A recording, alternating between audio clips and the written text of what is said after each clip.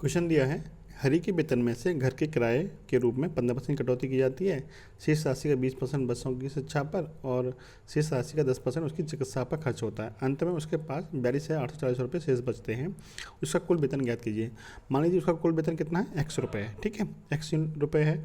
उसने 15% की कटौती कर दी, तो ये 15% काटने के बाद उसके पास कितना बचेगा, एक्स का 85% उसके पास बच जाएगा। यानी ये राशि उसके पास शेष बचेगी, क्योंकि 15% की कटौती होगी। अब जो राशि शेष बची है उसका भी उसने कितना परसेंट बच्चों की शिक्षा पर खर्च किया है, 20% उसने खर्च कर दिया। तो 20% खर्च करने के बाद उसका पास कितनी राशि बचेगी, तो उसके पास 80% राशि उसकी बच जाएगी, ठीक है। यानी 20% खर्च करने के बाद कितनी राशि बचेगी, तो ये राशि उसके पास शेष बच जाएगी।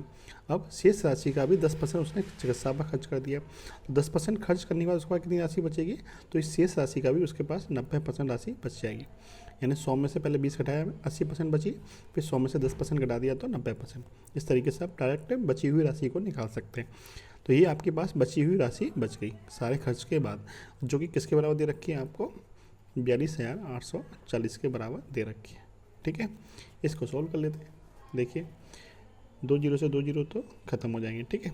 अब 17 से काटिए, 17 पंजे 85 और 17 से 1 कटेगा आपका 17 दूनी 34 और 8 बचेंगे, 17 पंजे 85, 17 दूनी 34, ठीक है।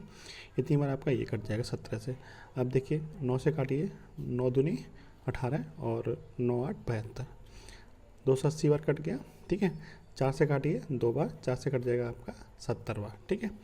5 दूनी 10, 10 से आपका 1 जीरो आपका और ख़त्म हो जाएगा, ठीक है।